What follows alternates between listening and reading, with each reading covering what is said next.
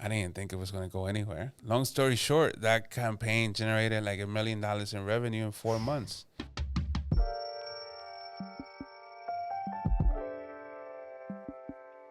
Welcome to the Eddy Garcon podcast. This is the very first podcast, and we have an amazing guest here. Unique Media Group's very own Carlos Corona is in the house. I mean, I'm telling you, this guy, he's magnificent at what he does. Affiliate Marketer of the Year, Carlos Corona, just been awarded an AFI Award winner, and is just a trailblazer in his own right.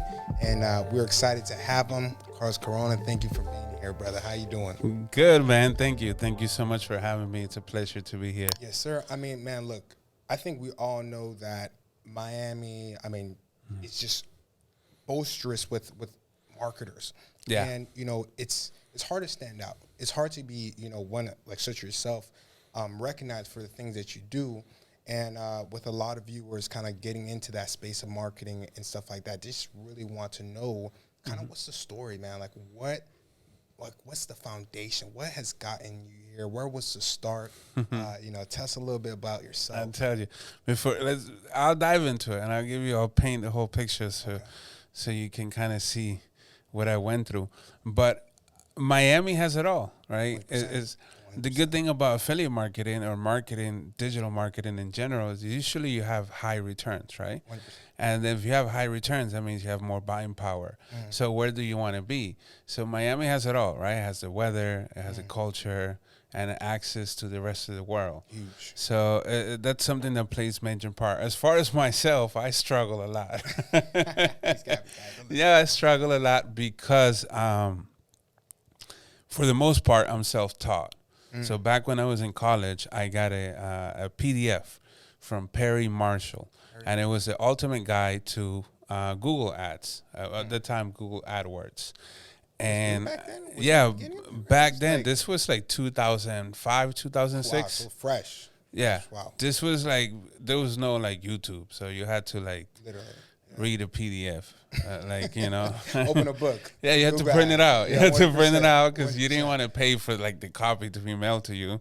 Wow. So you print it out, and then I start reading it. And it started making a lot of sense to me, and I start like buying media at the time without knowing that I was buying media. I was running ads in Google, and I was running ads that were for physical products. So I was running ads for like name fragrances, like perfumes and stuff like that. And then I developed a company around that. So I set up a company, and then we started wholesaling perfumes. What I employ, like my mom came to help me out. What? At the time, my girlfriend, my dad was helping me out with deliveries. There was no Uber delivery or nothing like that. So we're talking like 2006, 7, right? And then I was able to buy media online because I kind of knew Google, but I was also opening business around that. So I was working there myself all the time. And it was limited by what I can produce, and there. And then I opened a logistic company and so on, right? So that was the early beginnings. And at the time, I was also doing websites for business owners. Like, hey, you need a website? Like, I'll help you out. And I'll either do it myself or I taught a friend how to do it, so he will do it for me or outsource it to another country or whatever. And at the time, my idea was pretty simple. It was like, don't pay me for a website. Instead, just give me 25 cents for every phone call that I send your business, right? Yeah, just 25 cents. I build your website. I put in my phone number. It's a deal. Yeah. Well, 2009, nobody wanted that deal. What? Nobody wanted that deal. Sure, they're regretting it now. Yeah, so it was like not a good deal at the time, right? And I don't know why. Maybe because I was young, or maybe because pay-per-call wasn't really a thing like it is now. So I forgot about that. I was like, you know what? Forget it. I'm just going to keep charging for websites, and I'm going to keep doing my thing. And then you fast forward to 2018, right? That I was kind of officially done with like the brick and mortar type of business and that mindset. So I, forget about that. And then fast forward to that, I'm generating leads for a friend of mine, Bobby. I don't know if you've seen Bobby in the building. Possibly, yeah. He's a Cuban American guy. He owns the Sushi Sake franchise. So they have like 32 stores here in South Florida. But one of his companies is a claims company. They do water damage and claims like that. And I'm generating leads for him. And then I'm like, yo, Bobby, like I want to generate leads like all over the U.S. I just don't want to generate leads in South Florida, Miami-Dade County. Like, we could be making a lot more money if we went to nationwide, right? If we went nationwide. Back in 2018. This is 2018, end of 2018. And then he tells me, maybe you should look for a company. Look for a company out there that will buy these calls, that will buy these leads. And it triggered that from 2009 that I was thinking about calls. I'm like, I wonder if somebody will buy a call. So I went to Google and I typed in, who will buy water restoration calls. Boy, oh boy, there was a whole industry that was there, like a $13 billion industry in pay-per-call and performance marketing, especially call-driven performance marketing. And that's when I was like, wow. So I contacted the company right away. I'm like, look, I can generate these calls. They told me, nope, you have no references. We don't know who you are. Like, we don't want to do business with you. And I'm like, man. I contacted another company, and they said, yes. I was at the time, it was Mike and Tim from 33 Mile Radius, and they were like, yeah, we will gladly test out your calls. And I start sending them calls. I think like the first week I made like $800, and by the second week I was up like $2,000, and I couldn't believe it. So I stopped sending them calls because I wanted to make sure I got paid. So I was like, I haven't received payment, bro, and if you guys don't pay me, like, this is it. And it was like, can you just relax? You've been with us for less than a week. It takes time for you to get your first payment. I'm like, I don't know, man. I'm telling Bobby, and Bobby's like, yo, just relax. Thursday, boom, I get my first payment. It was like almost like $2,800. And I was like, hey, man, this is it. This is for a little test campaign that I'm doing. Let's scale this baby up. And we did, and it's now an 8-figure a year business. So we'll definitely scale it up. Wow. So you're telling me an idea that you essentially quit on 10 years prior becomes the wealth creation for you, your family, your company, essentially. Correct. And so back in 2018, now when you're, of course, you're doing all these other businesses, you're trying to put it together, you're trying to figure it out. At this point, I'm sure you have much more experience. You've probably failed at some companies. Yeah. What was that? Because obviously, again, the first time came, you're like, I don't know, but that second time that came around, what motivates you and be like, you know what, it didn't work out the first time, but what drove you to get to this point now after all that failure, all that stuff, of those no's these companies were telling you? I think that when I saw that there was an industry out there, and when I saw that there were networks and there were companies, and then it all makes sense. Why is there so many call centers, right? Trying to get in contact with anybody, and you end up in a call center. And then I had that moment, like, late, but I had it, that it clicked on me, like, oh, wait a second. And then I started doing home services. So I started doing plumbing, like a lot of plumbing calls, water damage, mold remediation, pretty much anything that was a cause of a water problem at your house, right? Carpet cleaning, biohazard cleanup. So I started doing that, and that was doing pretty well, right? It was nothing like groundbreaking, but it was doing pretty well. Yeah. And from there, I shifted into other verticals. So I was like, let me try running like dental. Let me try running like other things that will, also make money, like emergency.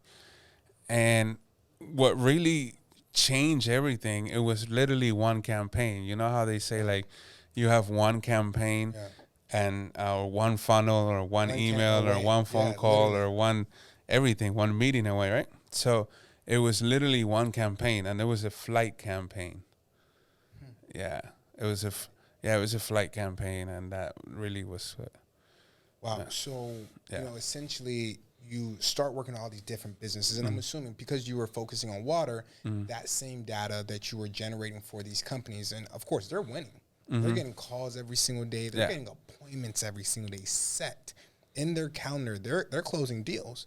And at that same time, you're thinking about different ways to, expand your business, expand your company. Now, obviously, when most businesses start, they try to scale very fast. Like, hey, I'm start this thing, I'm start that thing. What made you a little bit more comfortable to trying, these different sub-markets and, generating new data for, like, people and businesses you probably never, knew much about? Most of them have been just coincidence. Wow. Yeah. Like, most of them have just been like an example of flights, right? Before that, I was testing campaigns that I would think that they will do well, right? It was just me, like, I think this will do well. Yeah. Like, I run credit repair. I'll run, final expense. I run this and run that. But I was taking my daughter to a pediatrician appointment. And at the time, this was kind of recently, like 2020. It was COVID, and it could only be, one of us up there. Yeah. So I was like, you know what? I'll stay in the car, like usual. And then I stayed in the car. When I was in the car, I was watching a YouTube video about flights, about like flight calls. And, they were mentioning, like, that there's volume in flight calls and then that I should, like, look into it. And I was like, oh, that's interesting, flight calls. Like, who really books flight? So a friend of mine called me, and she's like, hey, can you generate some flight calls? And I was like, interesting. I just saw a video about flight calls. Like, so literally. Out of nowhere. That was out of nowhere. Really coincident. Out of nowhere. Like, I just saw a video about flight calls. Like, who buy? Answer me this, Tina. Her name is Tina. I'm like, answer me this, Tina. Like, who buys, like a plane ticket over the phone? Like, who does that? Right? Yeah. She's like, like, 2020. I'm like, everybody. I'm like, no. I'm like, don't you use an app? Like, that's what normal people do. Like, I was like, no. Like, like, just look into it, please. And I was like, okay, cool. I'll look into it. No guarantees. I'll look into it, and I'll let you know. So I go ahead and set up the campaign. And then I set up the campaign, like, in just, like, it took me, like, an hour or something like that. And then I, turned it on, and it was sent to review. And I forgot about it. I forgot that I set up the campaign. And then, like, 4 days later, I see, like, a huge spike in phone calls coming in. And all the phone calls were, like, dropping. They were not connecting. When I set up the campaign, I only set up the front part of it. So you didn't really think it was going to go anywhere. I didn't think it was going to go anywhere. And then I forgot to actually connect it to a target, to a call center, so the call will route properly. Yeah. I didn't think it was going to go anywhere. And long story short, that campaign generated like $1 million in revenue in 4 months. And yeah. And that was really like, I'd done 7 figures before, but not so fast. Not in one campaign, So that was a campaign that I truly got to scale. Like, the traffic was like 100% my traffic, so I was the only one generating the calls for that. And it was a way that I did it that later on I broke it down and I made it into a course that people can, now watch and do it. But it was the way that I did it that it was not what everybody else was doing. And I wasn't really looking like, oh, I'm going to do that. I was like, let me see if this works. And that was really what, like, pushed me, right? But after that, I had a moment that kind of changed everything, because what I did is I created a challenge, right? And it was a challenge where I will go ahead and go on YouTube, on Facebook live for 3 days, right? And I will show you exactly step by step what is it that you need to do to generate phone calls. And, whoever wins the challenge at the end of the 30 days, meaning whoever generates the most revenue, gets $10,000. So that challenge brought in like more people than I was expecting. Wow. Right? So literally like over 100 people joined that challenge from my Facebook friends, right? Without promo or anything. I just, put it out there. Yeah. And the challenge brought in a whole bunch of people. But up until that point, and I'll tell you why the story of the challenge, because up until that point, I was generating the traffic like pretty much all by myself. Yeah. I was doing all the media buying, all the creatives, everything I was doing by myself. Yeah, it was a lot of work. It's not easy. It's good money, but it's a lot of work. And then when I created the challenge, and I pretty much grabbed like, look, this is how I do it. Like, this is a formula. This is a step-by-step, record it for the first time, and now you guys can do it. It took us 10 days to generate 7 figures, where it took me 4 months to do it on my own. And that's huge, though, because like a lot of people want to do it on their own. They want to feel like, oh, I did this. It's prideful. But when you worked with a team and you let people come in, that's where things change. Yeah. So, and then after that, I was like, I looked at my business partner, Clayton, and like, bro, we just got to tell everybody how is it that we do it. Like, if we see people as competitions or haters or anything, we're really not going to get to the next step. How we're going to get to the next step is by winning them with transparency and with trainings and education. Because if I bring you into the business, I'm transparent with you from the beginning, and I show you exactly what I know, with the end goal that I will buy, like that you will do business with me, that I will buy your calls or that you will buy my calls, right? A lot of the other companies are not doing that. They don't want to share people what they're doing because they don't want competition. So I always tell, that's like Michael Jordan being like, you know what? I don't want anybody else to know how to play basketball because I only want to play basketball. It's never going to work. It's not going to be a game, right? So I tell other people, you need somebody to come in and challenge you on your skills to see that, what you come up with, what solution do you find? Because if you're a business owner, if you're an entrepreneur, you are, your main skill is, solving problems. 20%. Every business owner that I know, they can tell me they're great at whatever it is, solving a problem. Yeah. Right. So, that's you have this challenge that is going to make you solve that problem. So you have somebody that comes in and is going to like do better numbers than you, then now you got a problem, right? You'd be like, man, how can I solve that? 100%. How can I beat this guy? And it's okay though, because I think so many times people, are starting great companies like yourself. You've done really good in the beginning. And it's like, I want to get to the next level. I want to scale. And, I know, and you feel like you can get some form of complacency from it. Like, I know everything. I've made the money. There's no one else that can tell me what to do. But so much, I feel like that's where entrepreneurs fail, because not only are you solving problems, but you're really in position to be as resourceful as possible. And humans are the best resource, because if you don't got no one to bounce ideas back and forth, whenever you're stuck for sure. Yeah, totally. And you said a very big thing, like about problems. Like when it comes to marketing, it's not easy. Oh, yeah. I mean, like when you said that you did your own creatives, that's just not creatives to everybody. That's creatives. That's ad copy. That is plugging it from the back end to actually get the calls. Like doing all those things.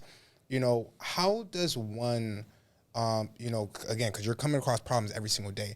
How do you remain in the mentality to stay consistent? Like no matter what comes on my plate, and growing this team and teaching other people that no matter what, I can be successful at what it is I'm doing. Yeah, so by forcing yourself to do it, right?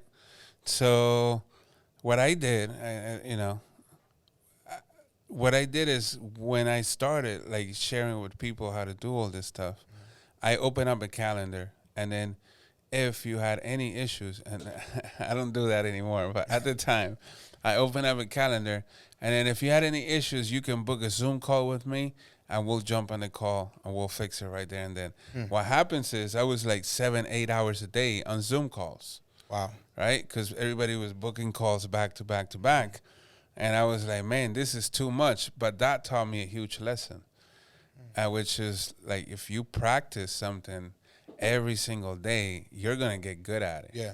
Right? Yeah. So I got really good at setting up accounts, new accounts, tracking, integrations, creative testing, because I was doing it every single day. And you're teaching people too. And then I'm teaching you how to do it, but I'm also doing it, right? Yeah. And at the same time, I'm doing it in my account so you can copy it. So I'm kind of like working on my stuff, So by doing that, you just get good at it. And then once you're good at something and you're being rewarded for that, you're just going to naturally incline into like being the best at whatever it is that you do, right? Like, you don't want to be better than anybody. Like, I don't personally want to be better than anybody, but I definitely want to be better than I was like yesterday, a few days ago, a week ago, whatever. 100%. Yesterday, correct. I mean, I think so much as an entrepreneur, like when you kind of get outside of that bubble and outside of yourself and you look at yourself like, man, the only way that I do get somewhere is if I'm constantly refining myself day in and day out. And to be honest, teaching others and like actually guiding them while you're guiding yourself is probably one of the best ways to refine yourself because it's reps. You're getting reps every single day, new ads, new creatives, new things. So, I mean, we all know that, right now, economically, the landscape is changing, right? Yeah. Businesses have to be different. They need to do different. Especially me, I'm a realtor. So it's like there's a sea of realtors. And, as an affiliate marketer, as someone who's out there in that space, crushing it, what do you guys do or how do you guys think differently in comparison to all these other marketing agencies saying they could do the same thing, if not better? Like, how do you guys enter that creative space? Yeah, I totally get it. We are like we're in the performance marketing space. So pretty much what that means is that you need to, we get paid for results. So we're not on retainer. 100%. Right? So a lot of agencies out there, right? Everybody has different business model, but for the most part, most people are taught how to make a marketing agency. Yeah. And what they're teaching people is how to go and find for small business owners, put them on retainer and outsource it to somewhere else, right? So what happens is that, everything is being done, but the quality could be questionable or hard to track for the most part, right? And it's not a model that you can necessarily scale as fast as performance marketing. Okay. So normally we are the one that kind of like choose what offers we want to run.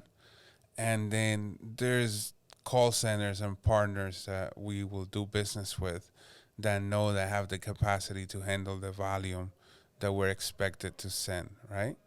So normally we work with call centers that have like 300 to 500 people on the floor, right? To be able to handle like thousands of calls per day, right?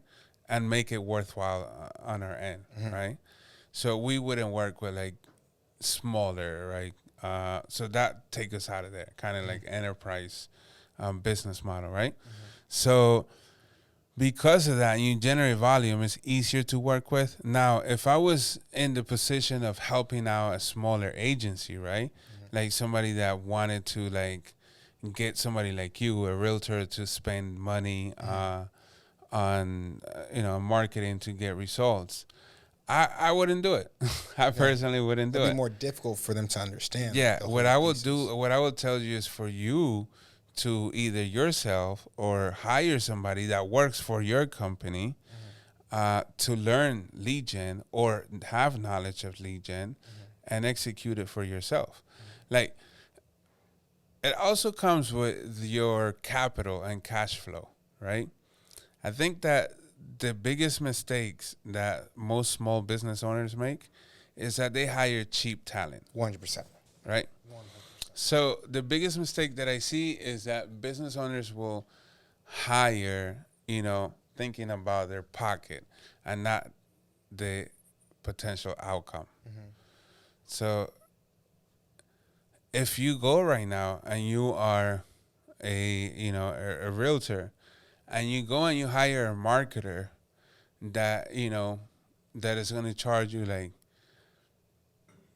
40, 50, 60, $70,000 a year to do marketing for you, you're just going to get another one out of the stack, right? If you hire one that's going to charge you like 175, 225, 250, that's your guy. Like, there's a reason why he's charging that, because he's 100% confident that his output is way more than what he's asking for. Quality of the leads. Right? So now you're going to have a whole set of different issues. It's not going to be the marketing and the leads. It's going to be the back end to fulfill that. Thus the reason why the model with the enterprise is having people to follow up the leads, having people to nurture the leads until appointment is huge. Correct. And so I want to kind of focus on that right there, because again, I and probably many people don't necessarily understand to the depth of like the difference of performance marketing in comparison to affiliate marketing. Now, for me as an outsider in the industry, I'm starting to really recognize how important the performance marketing is. I mean, what do you see in the next 5 to 10 years with the performance marketing industry in regards to delivering your clients, your businesses, those type of quality leads in comparison to like those other models? Yeah. So there's a lot of regulation going on in the industry currently. Most of the regulations that we're seeing that are getting signed or either close to going effective are regulations that are preventing like consumer complaints, that are creating consumer complaints, right? Such as outbound dialing, the 50 million calls that you get about auto warranty and all that stuff, right? Spamming, like SMS spamming and stuff, getting random text messages or getting like random voicemails or filling out a form on a website and then getting 20,000 calls nonstop back to back. So there's a lot of regulation that is coming to prevent that, right? Because there's a lot of consumer complaints. So in the next 5 years, what we're going to notice, or what I think is going to happen, is that you're going to see a lot of the small players just not make it, right? And the ones, the bad actors in the industry that are not playing by the rules, they're going to get, compliance is going to crush them. Yeah. So there's going to be even more opportunities for those of us that want to do the right thing and generate calls the right way and do customer acquisition the right way, right? So I think the market is going to increase. I think it's going to become bigger. I think that companies are getting used to like paying per result works better than just throwing, out there to see what they can catch. Because it comes down, in our industry, comes down to CPA, and CPA means like cost per acquisition. So let's say that if you write like,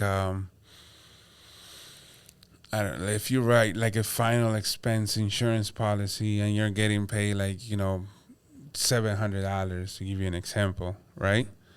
And it costs you $175 to sell the policy. Yeah.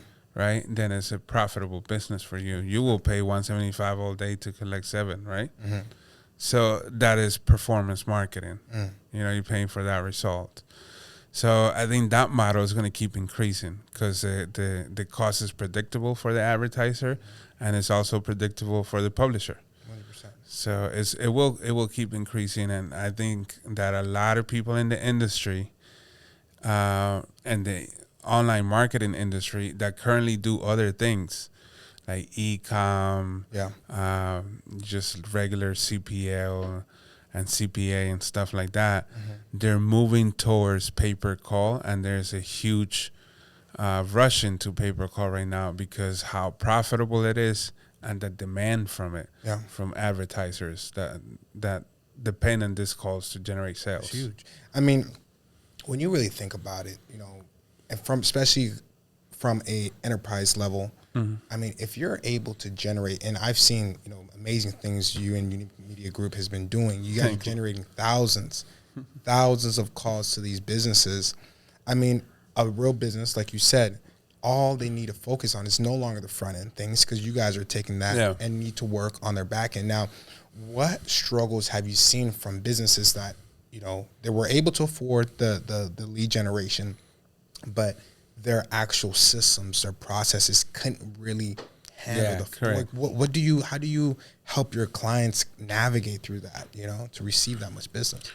A lot of them are experienced and they know exactly what is it they're doing. But in general, it just comes down to being a human. Yeah. You know, most of the time agents have a good day, a bad day. Yeah. They could have family problems, issues. They could have a sore throat, not feel like being there. Yeah. So it's just, you know, you have to understand that you're dealing with humans. And you have to understand, in the case of pay-per-call, that for every one phone call that is live, there's another human at the end talking to that person. So it's it's a multiple of two now, right? So that also limits on how fast you can, or how much you can scale, because it will be really hard to have like 25, 30,000 people talking at the same time, because it will require 70,000 people. 100%. Right? 100%. So, but with that being, you know, in there, what we normally see that the problems are from, you know, like I said, humans having bad days, then technologies and things that are like that, right? That relates to either having bad tech or an agent that is not performing, or they have no internet or something like that, and it affects it. But for the most part, because these are like seasoned players, everything runs pretty smooth. And the truth is, they're going to keep building. And truthfully speaking, good quality leads, like you said, is starting to be such a high demand because of the complaints. And so if they're working alongside an agency like Unique Media Group, and they're receiving these incentives, receiving these great leads, they want to continuously build with you guys. Correct. And I remember in the speech that you give when you're getting your award for, you know, Affiliate of the Year, you mentioned about building trust with your clients, building a real relationship, which I think is kind of pushed to the side nowadays. People are looking for that quick buck. They're looking for, you know, in and out. How do you really emphasize relationships with your clients that you're working with, these businesses, you know, long term?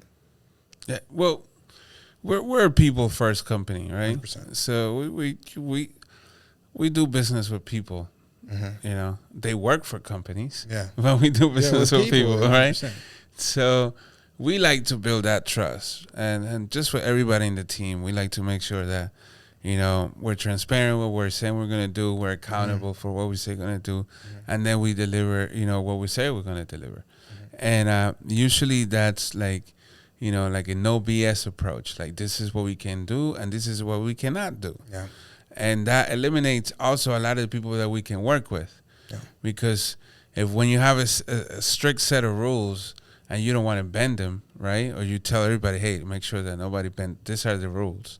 Then it brings in the ideal partner that you want to work with. Yes. The problem comes when we're trying to like, oh no, but this one wants it this way and this one wants another way. And before you know, your team is all over the place.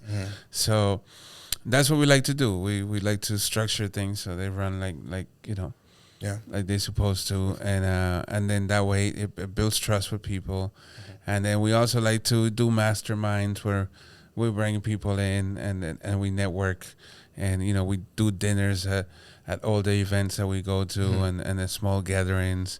And any excuse that we have, whether to play golf or go fishing or anything else that we can talk. And then from talking, ideas come up, and some of those ideas make it into production, and eventually they turn into something great. And I think that's a huge thing to emphasize on right now, you know, networking. You know, I think, you know, when you look at it 10 to 15 years, networking was still kind of in the books. Yeah, let's go network, let's go do things. But now I think it's really taken on a new role. I know you yourself, you help, like you said, hundreds, if not thousands of affiliates, thousands of performance marketers, you know, try to get footing in this industry, which is not easy. You know, how important is networking for someone looking to get into these type of spaces and, you know, share these type of creative ideas, you know, to grow? Huge. Huge. I think it's vital. I think that if you're going to jump into affiliate marketing, performance marketing, you have to become a professional networker. 100%. You have to go to the events. You have to go to the conferences. You have to show up. You have to have a firm handshake, some type of digital or physical business card. And you have to deliver on what you say that you do. Because it's a small industry after all, So networking is a huge part because you never know that one contact, that one campaign, that one thing that you can learn from somebody that can change everything for your business, right? So I love to network. I'm the type of guy that whenever I go to a conference, I make sure to grab every single card. That and every single booth. So I go and grab everything because you never know, like really when you're going to be doing business with somebody or not. So yeah. And I think it's huge because from what I'm hearing, when you're talking about marketing, you're talking about expanding a business's reach to its consumers. There's a lot of ideas that got to come into place, and not only just ideas. The thing I really love about marketing is you have to turn something from what's in your mind into what's in reality. It's easy for you to be like, hey, this PPC stuff, it looks pretty interesting, but you took an idea that, was something you kind of fledged off 10 years ago and was able to turn it into reality. Now, a lot of entrepreneurs are kind of in that same boat. They have an idea. They have, some sort of ambition to make something happen for their life.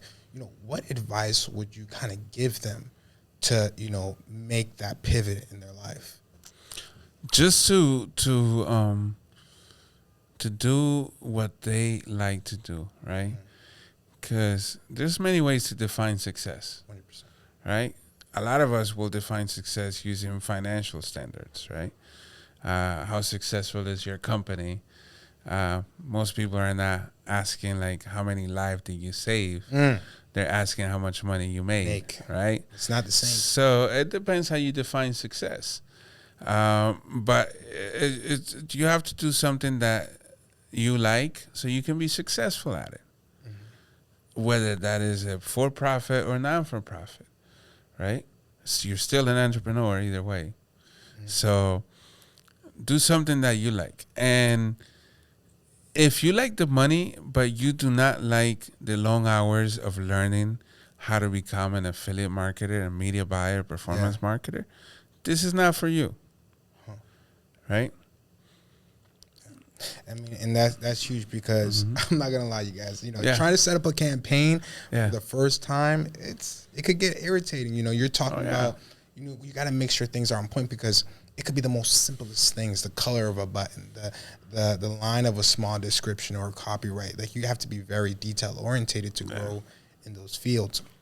But again, Carlos, I do want to, thank you for coming on to the podcast. Thank you. I think that, with the performance marketing, that there's going to be so much opportunity for what you guys are doing at Unique Media Group.